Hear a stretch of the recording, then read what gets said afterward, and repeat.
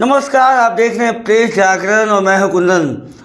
अनिल कपूर की नायक फिल्म तो आपने देखी होगी। जिस तरीके से वो उस फिल्म में वो मुख्यमंत्री बनते हैं और हर विभाग में जाकर जहां भी गलती पाते हैं वहां के अधिकारियों को वो निलंबित या उस नौकरी से निकाल देते हैं। उसी तर्ज पर कुछ दिन पहले यानी 2 दिन पहले एनएमसीएच में तेजस्वी यादव उप मुख्यमंत्री एनएमसीएच में औचक निरीक्षण के लिए पहुंचते हैं और वहां बहुत सारी खामियां देखते हैं। खामियां को देखते ही उनका जो पारा है वो चढ़ जाता है। गुस्से में आग बबूला होकर वो अधीक्षक को बुलाते हैं और उन पे कार्रवाई करते हैं। 1 दिन के बाद उनका निलंबन हो जाता है। उनका नाम है डॉक्टर विनोद कुमार सिंह। उसी को लेकर इंडियन मेडिकल एसोसिएशन के जितने भी उनके मेंबर हैं वो तमाम मेंबर आज प्रेस कॉन्फ्रेंस करते हैं और सरकार को वो चेतावनी दे रहे हैं कि वो संघर्ष करेंगे और ये संघर्ष बहुत लंबा होगा और इसका हालात जो भी हो ये भुगतना पड़ेगा सरकार को। हालांकि अभी उन्होंने रिक्वेस्ट किया है, लेकिन ये मामला तूल पकड़ रहा है। ये मामला सिर्फ बिहार का नहीं, ये मामला पूरा इंडियन मेडिकल एसोसिएशन के राष्ट्रीय नेता के पास भी चला गया है और जो राष्ट्रीय अध्यक्ष है उसके आईएमए के, उन्होंने भी चिट्ठी लिखी है नीतीश कुमार को और नीतीश कुमार से आग्रह किया है कि इस मसले को गंभीरता से लें और तुरंत ही निलंबन वापस लें। आइए सुनते हैं कि प्रेस कॉन्फ्रेंस करके जो आईएमए के जो मेंबर हैं, जो नेता हैं, वो क्या कह रहे हैं। सरकार को मौका दे रहे हैं ताकि निलंबन वापस ले और हम लोग जो है कोई कार्रवाई न करें, क्योंकि हमको सरकार से ज़्यादा हमको पब्लिक से मतलब है और जन स्वास्थ्य का हम लोग का हड़ताल पे जाने का मतलब या कोई जाने का मतलब है कि जन स्वास्थ्य पर इफेक्ट पड़ता है। तो हम नहीं चाहते हैं कि हम लोग के कारण या आईएमए के कारण या हमारे डॉक्टरों के कारण हमारे जन स्वास्थ्य पर असर पड़े, इसलिए हम लोग का वो सबसे अंतिम स्टेप होगा। इसलिए कितने दिनों का अल्टीमेटम दे रहे हैं? सुनिए ना, दिनों का नहीं, सवाल ये है कि स्वास्थ्य व्यवस्था जो है आज की इतनी चरमराई हुई है कि इसमें एकदम सरकार का दोष है। सभी राज्य में जितने भी मेडिकल कॉलेज हैं उसमें कार्यकारी व्यवस्था में सुपरिटेंडेंट और प्रिंसिपल है, कार्यकारी व्यवस्था में चल रहा है। हमको नहीं है कि फलाना को बनाइए, आप जो कार्यकारी व्यवस्था में उन्हीं को परमानेंट बना दीजिए। और ये विनोद कुमार सिंह कार्यकारी व्यवस्था के तहत अपना काम रहे पेडियाट्रिस्ट अधीक्षक दे रहा होगा। हाँ सही, डॉक्टर विनोद कुमार सिंह के नियम विरुद्ध अकारण एवं अव्यवहारिक निलंबन की घोर भर्त्सना करता है।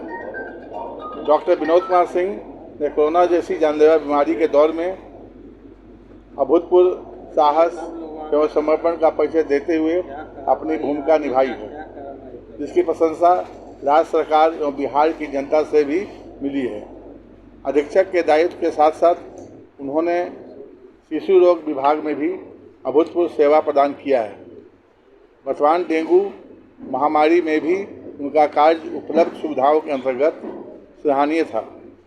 फिर भी सरकार अपने कमियों को छिपाने के लिए एक विद्वान, एक ईमानदार एवं कर्तव्यनिष्ठ चिकित्सक को बिना उनका पक्ष जाने निलंबित कर दिया है। प्राध्यापक स्तर के पदाधिकारी को नियमानुसार बिना मुख्यमंत्री के सहमति के निलंबन नहीं किया सकता तथा इस संबंध में कोई अधिसूचना निकालने का अधिकार विशेष कार्य अधिकारी को नहीं है। इस प्रकार यह निलंबन आदेश गैर कानूनी है।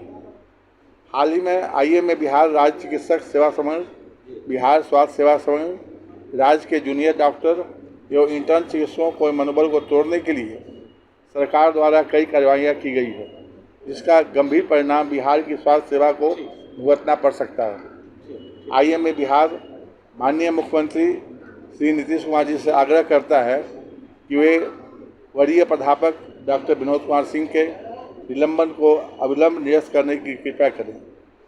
नालंदा मेडिकल कॉलेज एवं अस्पताल के अधीक्षक का कार्यभार किसे दिया जाए, यह सरकार के अधिकार क्षेत्र में है। हम सरकार से न्याय की अपेक्षा करते हैं और न्याय पाने के लिए हम हर संभव संघर्ष करेंगे। यदि विनोद कुमार सिंह इस बिंदु पर न्यायालय जाते हैं तो आईएमए बिहार उन्हें पूर्ण समर्थन देगा।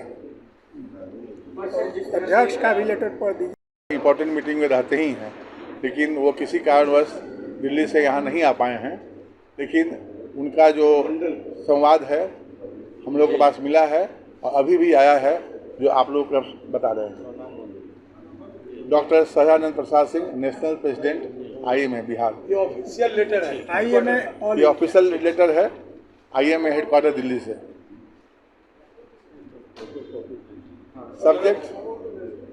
Subject suspension of professor doctor Vinod Kumar Singh, superintendent NMCH Patna.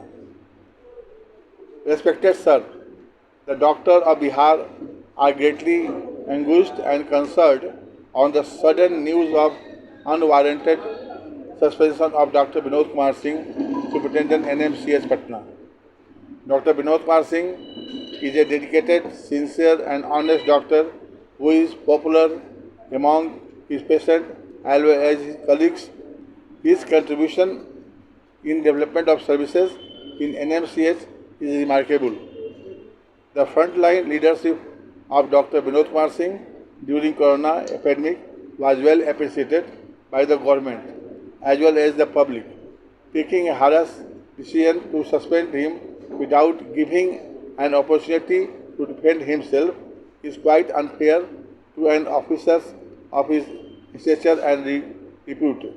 On behalf of Indian Medical Association, Headquarters Delhi, we request you to kindly intervene in this matter and revoke the suspension order of Dr. Vinod Kumar Singh at the earliest. Thanking you with kind regards. व्यवस्था का काम किसका है? व्यवस्था का काम क्या क्या व्यवस्था है? व्यवस्था सरकार को देखना है।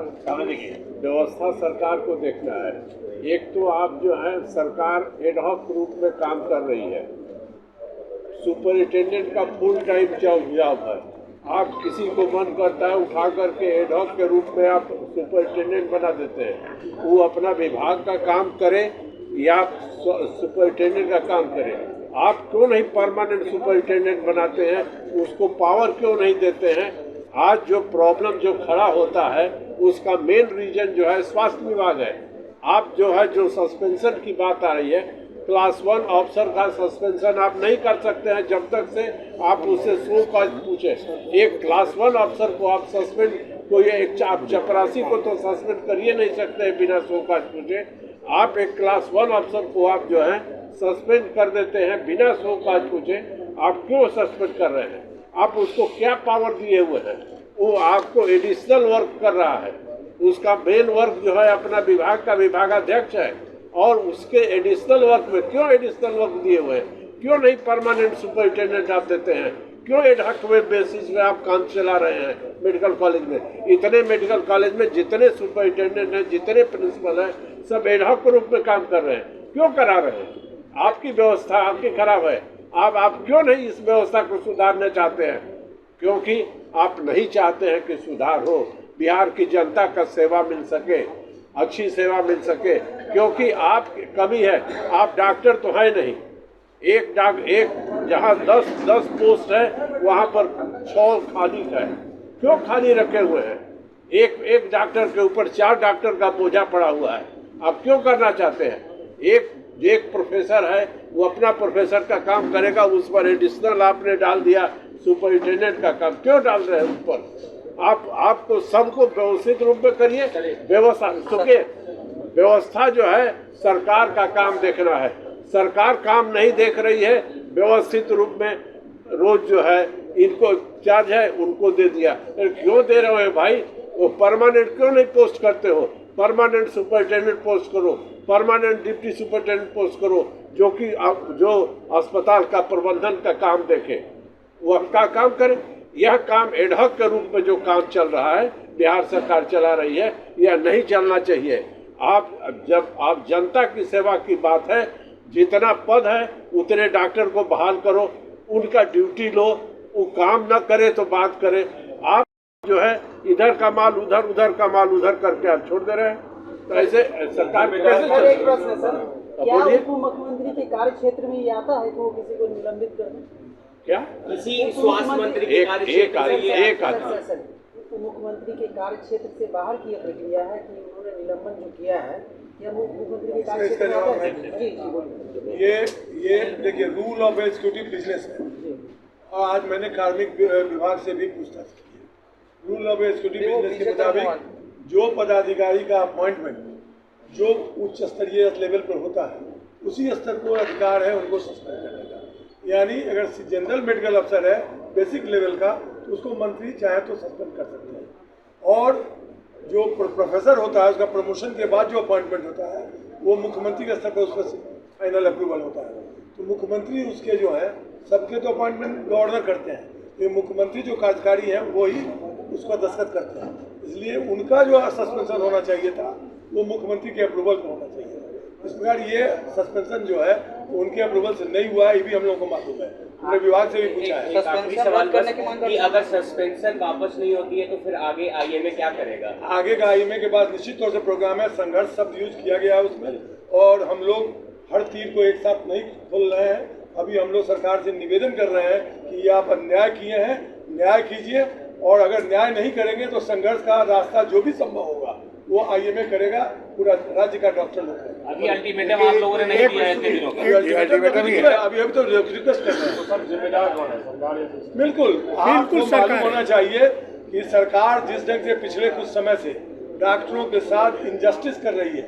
अभी हमारे इंटर्न्स यहाँ बहुत से आए हुए हैं, इंटर्न्स के लिए उनकी सेवा में टूट एक दिन भी होना जायज नहीं है। इंटर्न्स का 3-3, 4-4 दिन का टूट कर दिया है, उनका कैरियर बर्बाद किया जा रहा है। बोलिए वो इंटर्न्स कैसे डिवोशन के साथ काम करेंगे? ठीक है, कभी उन्होंने वेतन के लिए कुछ के लिए उन्होंने मांग की थी, हर आदमी करेगा वेतन बढ़ाने के लिए, लेकिन सरकार को कंपनसेट ग्राउंड पर उसको एक्स्ट्रा काम लेकर उसको कंपनसेट कर देना चाहिए था। सरकार उनकी सेवा में टूट कर रही है, इस ढंग से जूनियर डॉक्टरों के साथ कर रही है, इस ढंग से पेरीफेरी के जो डॉक्टर हमारे हैं बिहार हेल्थ सर्विस के, उनके साथ अन्याय किया जा रहा है। 50% भी कैपेसिटी नहीं है, 60 है। उसमें एक डाटा है, अभी हमारे बहुत से डॉक्टर गए हैं मिशन 60 का जांच करने, कितने हड्डी का और कितने सर्जरी का ऑपरेशन, गायनी का ऑपरेशन हुआ, एक कॉलम उसमें है। मैं दावे के साथ कहता हूं कि 38 जिले में शायद ही 1 या 2 जिला हो इसके सदर अस्पताल में एक भी एनेस्थेटिस्ट मौजूद है। आप कल्पना कीजिए कि सरकार किस मुंह से हमारे सर्जन को कहेगी कि बिना एनेस्थेटिस्ट के तुम ऑपरेशन करो, गायनेकोलॉजिस्ट को कहेगी कि बिना ऑपरेशन के तुम करो। तो आज बिहार की स्थिति ये है, और मैं आपको प्रूफ देने के लिए तैयार हूं कि जब एनेस्थेटिस्ट कोई कंपनसेशन नहीं, उसको कोई भी कंपेशनेट ग्राउंड पर देखा नहीं जाता है। मेरे नजर में कम से कम 20 एनेस्थेटिस्ट यहाँ से लौट गए, क्योंकि उनका एज 1 साल 6 महीना 1 महीना जो है वो ज़्यादा हो रहा था अपॉइंटमेंट केस से। हम लोगों ने आईएमए की तरफ से लिखा था कि एनेस्थेटिस्ट दो, आज एक एनेस्थेटिस्ट मिला था, कितने लोगों को फायदा होता?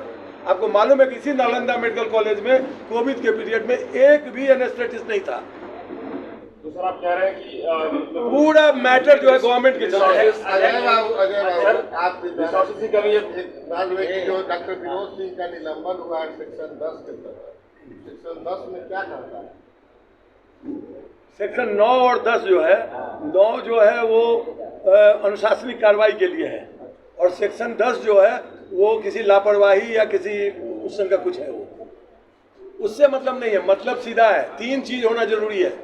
एक तो इतने सीनियर अफसर को जो आज 10 जो कमिश्नर रैंक का वेतन पाते हैं, जो उनको सस्पेंड करने के पहले, जैसे हमारे नेता ने विजय बाबू ने कहा कि बिना एक्सप्लेनेशन पूछे नहीं करना है।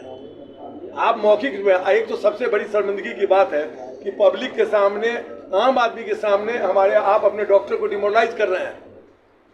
आप अपने डॉक्टर को संतुष्ट मिलेगा 100%, कभी कोई नहीं दे सकता है, उतनी इंतजाम नहीं है, व्यवस्था नहीं है। तो वैसे स्थिति में डॉक्टर के पब्लिक से डॉक्टर का एकदम पब्लिक में उनका उनके ऊपर में आरोप लगाना और उनको जो है एक ढंग से कोर्ट का कार्रवाई करना है ना, ये अनुचित था। वो डॉक्टर को इंसल्ट करने के जैसा था, ह्यूमिलिएशन था। इतने सीनियर अफसर जिनके लिए समय पाने के लिए उन लोग तरसते हैं उनसे रोगी दिखाने के लिए, वैसे डॉक्टर को ह्यूमिलिएट किया गया है। हम लोगों का एक बात साफ कहना है, बुनियादी मांग करते हैं, बुनियादी बात समझ लीजिए। इसके पहले विनोद बाबू का जब बहाली हुआ था, उसके पहले निर्मल बाबू वहाँ पर निर्मल बाबू को वहाँ से हटा दिया गया, सर्टिफिकेट थे, उनको कहा गया कि आप नहीं। चलिए, आपने सुना कि जिस तरीके से वो बोल रहे हैं कि 20 साल से ज़्यादा हो गया है कार्यवाहक के तौर पे एक आदमी को 3-3 विभाग का काम दे दिया जाता है, जिसकी वजह से गलतियां हो रही है। और बहुत सारी बातों को उन्होंने गिनाया है, सरकार को कटघरे में खड़ा किया है। बहरहाल आप आगे की खबरों के लिए बने रहिएगा प्रेस जागरण के साथ। तब तक के लिए धन्यवाद।